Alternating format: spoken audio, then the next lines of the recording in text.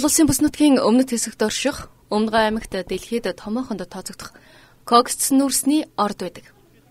Тамтлагын орд газар нь Улаанбаатараас өмнө зүгт 550 км-т байрладаг бөгөөд Эрдэнэс тамтлагын төрийн өмчит компани нь тамтлагын нүүрсний орд газрын 90% эзэмшдэг юм. Өмчит Эрдэнэс тамтлагын хувьцаат компани анх 2010 оны 8 сарын 26-ны өдрөөс засгийн газрын ээлж тус хуралдааны шийдвэрээр үйл ажиллагаагаа явуулж эхэлсэн. За энэ цагаас хойш энэ Эрдэнэс тамтлагын уурхай маань үйл ажиллагаагаа тогтмол байнга явуулж ирсэн. Тогтоож ирсэн тоо баримтуудаас дурдвал өнгөрсөн 2012 онд бид нийт олборлох нүүрсний хэмжээ нь 3 сая тонн байсан. Нийт олборлсон хэмжээ нь 2.5 сая тонныг олборлож борлуулсан. Хөрс суултын ажил 9.2 сая тонн метр куб уулын цул хөдлөх ажлыг 8.5 сая метр куб ажил хийж гүйцэтгсэн. Тус компани нь үйл ажиллагаагаа эхлэхэд шаардлагатай хөрөнгийг хөнгөн цагааны үйлдвэрлэлээр дэлхийд тэргүүлэгч томоохон компани болох Хятадын Chalco компаниас авсан юм а. Өнгөрсөн сонгуулиас өмнө 2010 онд 250 сая долларыг, сонгуулийн өмнө 100 сая доллар, нийт 350 сая долларыг нүүрсний орчилгаа төлбөрөөр Chalco компаниас авсан. Харамсалтай нь манай бороогаар дөрвөн засгийн газрын үед энэ мөнгөний 310 саяыг нь хүний өвчл сангаар дамжуулаад ирээдүйд ингээд шиг үйлдвэрээр тараачихсан. Засгийн газраас 3 жилийн туршид ард иргэддээ бэлэн мөнгө тараасан. Эдгээрээс хүмүүсийн хамгийн сайн мэддэг нь Монгол Улсын иргэн бүрт сар тутам олгож байсан 21 мянган төгрөг юм. Энэ бодлогоос улбаатаагаар Эрдэнэс тамтлагаа хөрөнгө оруулалтын мөнгөгүй болсон байна. Үүнээс болоод компани санхүүгийн үнд байдалд орсон. Харин шинэ засгийн газар Эрдэнэс тамтлагын манай компаниг өргөн дэмжээд энэ авсан мөнгийг буцааж бүрнээр нь олгох, дээр нь нэмж санхүүжилт болох ийм байр суурьтай мөнгө олгоод эхэлсэн. 200 сая доллар гэдэг хүчтэй манаас аваад бас үйл ажиллагаа явуулж байгаа. Ойрын үед нэмж санхүүжилт засгийн газраас аавна. Ингээд Chalco компани нэгэн түүнээс авсан мөнгийг заавал төлөх ёстой. Мөнгийг нүүрсээр буюу бэлэн мөнгөөр нэтүүлж барагдуулаад цаашид олборлолтоо нэмэгдүүлээд угаах үйлдвэрээ барьж төслөө эхлүүлээд ингээд ойрын 2-3 жилийн хугацаанд бид ерөнхийдөө бас хөл дээрээ босчих, нүүрсээ угаацарах ийм боломж гаргана. Эрдэнэс тамтлагын үйл ажиллагааг үргэлжлүүлэхэд шаардлагатай хөрөнгийг босгох өөр нэг арга бол компаниг хувьцаат компани болох байлаа. Өөрөөр хэлбэл засгийн газраас компани хувьцааг хувь хүмүүстээ зарна гэсэн үг юм. Эдгээр хувьцааг хөрөнгийн бишээр арилждаг. Олон нийтийн эзэмшлийг болгож хувьцаагаа арилжиж эхлэх үйл явцыг IPO гаргах хэмээн хэлдэг. За тэгээд ингэж босхын давуу тал нь гэвэл мэдээж хэрэг бол хангалттай хэмжээний хөрөнгөтэй болно. За дээр нь бол гадаадын зах зээл төр нэрээ гаргаад за дээр нь янз бүрийн гэрээ хэлцээр байгуулах. За тэгээд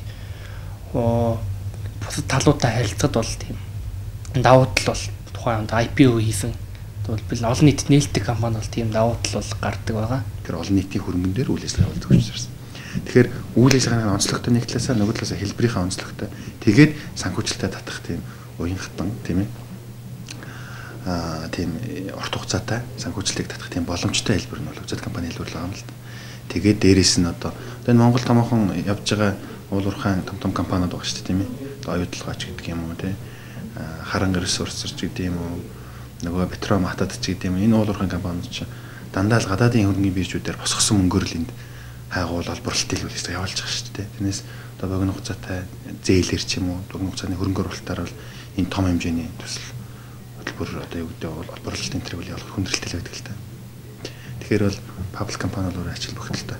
За нээлттэй компани буюу манай олон нийтэд хувьцаагаа арилждаг хөрөнгөний бирж бүртгэлтэй юм компаниудад нээлттэй компани гэж хэлдэг. За хязгаарлагдмал хариуцдаг компани буюу хаалтан компани бол олон нийтэд ингэж хувьцаагаа бол зах зээл дээр бол арилжихгүй үүгээрээ бол ялгаатай байгаа. Тэгээ нээлттэй компанид хүмүүс бол хөрөнгө оруулалт хийгээд хувьцаагийн зах зээлээс худалдаж аваад тухайн компани хөрөнгө оруулагч болдгоор энэ компани нээлттэй. Тэгээ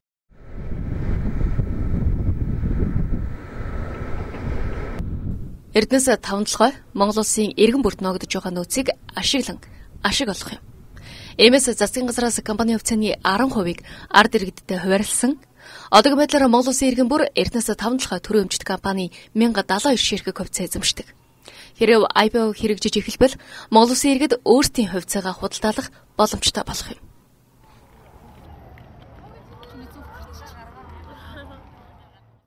Ер нь бол ингэж үздэг л дээ. Бизнесийн үйл ажиллагаа бол хамгийн таатай хэлбэрийг бол хувьцаат компани буюу одоо нөгөө бирж дээр бүртгэлтэй компани гэж үздэг байхгүй. Энэ бол хамгийн бизнесийн үйл ажиллагаа бол хамгийн одоо таатай тийм айгүй тохиромжтой хэлбэр гэж үздэг. За гадны орнуудад тийм ээ одоо гадаадын эрдэмтэд энэ төр бол. Тэгэхээр энэ нь яагаад тэгж үзээд байна гэхээр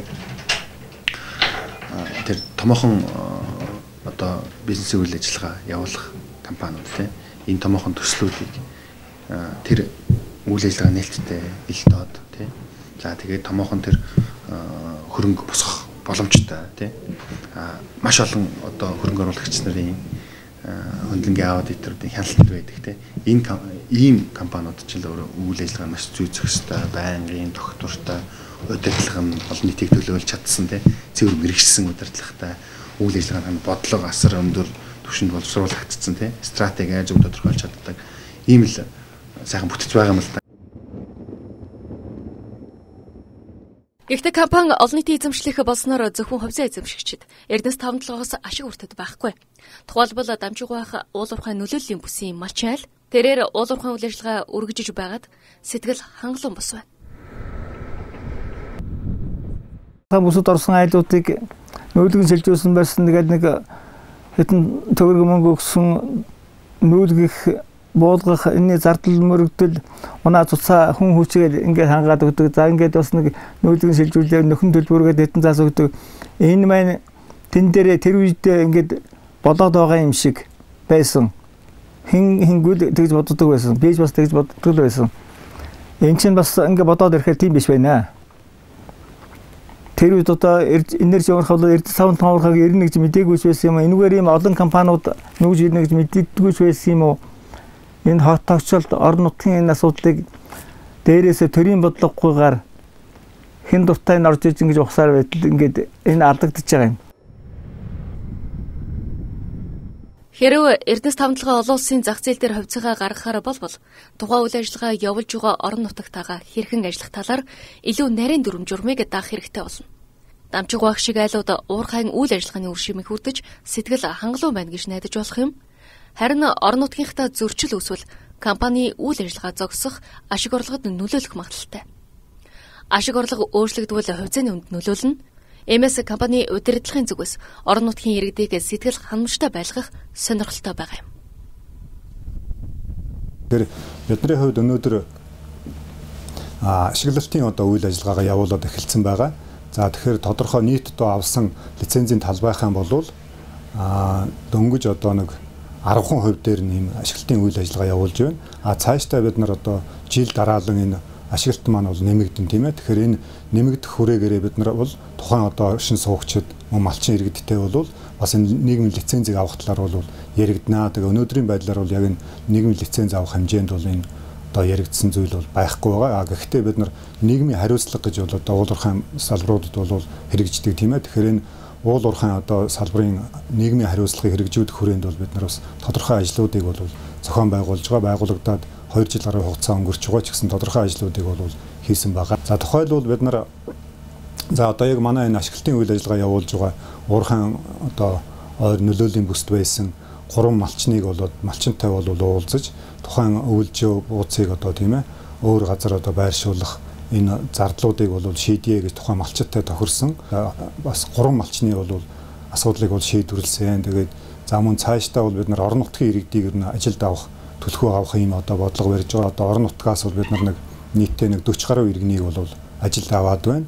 За мөн одоо Улаанбаатар хотоос болон бусад аймагуудаас ирж байгаа хүнийг ч гэсэн цогццын сумд суурьшуулах, цаашдаа одоо орон сууцаар хангах гэж бас төлөвлөд байгаа.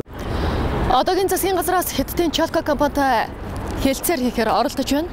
Chalco компани нь Эрдэнэс тамтлагад 350 сая долларын хөрөнгө оруулалтыг хийсэн байгаа. Мөн тус компани IPO гаргах ажил тодорхой хугацаагаар шийдэгдээгүй байна. Үндэсний болон томоохон олон улсын хөрөнгө оруулагчид энэхүү асуудал хэрхэн шийдэгдэхийг анхааралтай ажиглаж байна. Энэхүү асуудал шийдэгдэх юм бол тус компанийн хувьцаа Хонконг, Лондон, Монголын хөрөнгийн бирж дээр худалдаалагдах юм а. Игэл Ньюс, эрхэм бэлэг мэдээлэл.